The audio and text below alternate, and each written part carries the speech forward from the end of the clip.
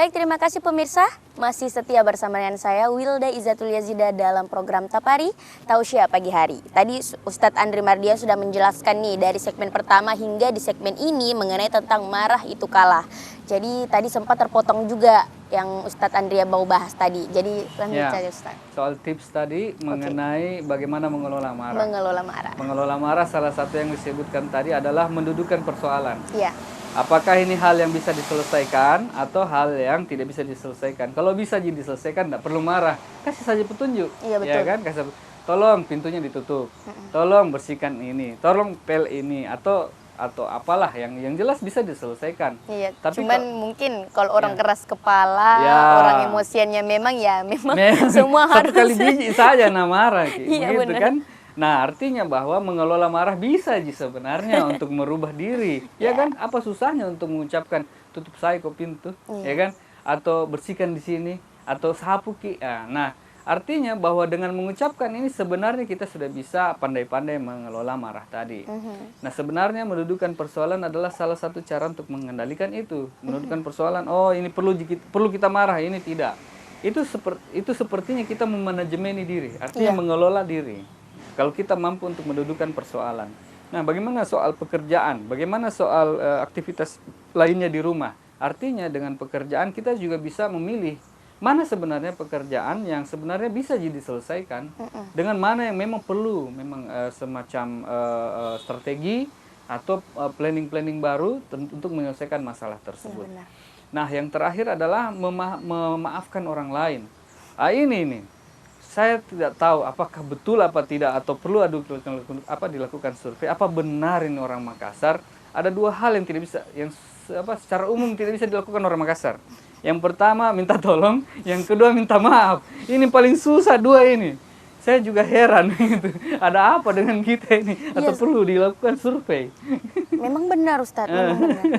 Susah minta tolong, susah juga mengakui kalau dirinya salah dan merasa juga benar karena nggak tahu ini orang susah, ada apa dengan memang kita? Seperti itu. Tapi kita ya mampu mengatasi ini dengan petunjuk-petunjuk yang datang kepada kita. Seperti di Al-Quran, bahwa memaafkan orang lain memang adalah sesuatu perbuatan yang memang sulit dilakukan. Tetapi kita bisa memulaikan dengan diri kita sendiri. Benar banget. Sebelum memaafkan orang, kita bisa memulai dengan memaafkan diri sendiri. Belajar dari diri kita sendiri. Iya, belajar memaafkan diri sendiri. Misalnya, kita maafkan diri kita yang tadinya suka sekali teledor. Maafkan nih, dan harus diperbaiki karena kata maaf dia diikuti dengan perbaikan. Betul. Bukan kata maaf itu hari ini diulang lagi, bukan. Besoknya begitu lagi dan maaf lagi. Ini yang salah persepsi dengan kata maaf di kalangan masyarakat kita ini, bahwa maaf itu dipermisikan. Intinya satu kali saja. Satu kali saja. Artinya besok lagi bisa bikin lagi. Artinya yang jelas sudah minta maaf. Ini yang paling susah. Karena apa? Karena kita selalu merasa bahwa maaf yang kita katakan itu bisa besok minta maaf lagi besoknya. Nah, padahal sebenarnya kata maaf diikuti dengan perbaikan, dengan koreksi, dengan hal-hal yang harus diwaspadai. Jangan kita lakukan hal yang sama. Betul. Misalnya di handphone kita sudah tahu orang yang kita hadapi agak temperamen, katakanlah begitu. Kita menghadapi chat gitu ya. Kita menghadapi chat yang orang temperamen, kita sudah tahu orang temperamen ini. Kita maafkan diri bahwa orang ini temperamen. Dan kita lakukan hal yang jangan temperamen karena pasti batu ketemu batu pecah pasti. Sudah pasti itu jelas. Api ketemu api? Iya, api ketemu api ya terbakar lah, tambah hangus kita. Benar. Nah, inilah hal-hal diri kita yang bisa kita lakukan sehingga kita bisa mengelola. Dan bagian memaafkan itu kita bisa lakukan juga dengan orang lain.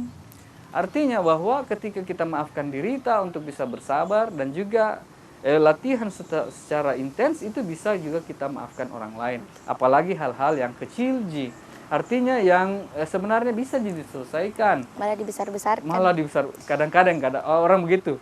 Sampai ada itu pepatah mengatakan semut di seberang lautan kelihatan sementara gajah di depan mata tidak kelihatan. Kita bisa melihat kesalahan orang lain tapi tidak mampu melihat kesalahan kita sendiri. Betul sekali. Nah, inilah yang membuat kita marah itu menjadi salah gitu. Artinya proses untuk menuju kekalahan, kemusnahan, kebinasaan sangat dekat-dekat sekali ya. Artinya marah itu bisa menjadikan kita binasa. Benar.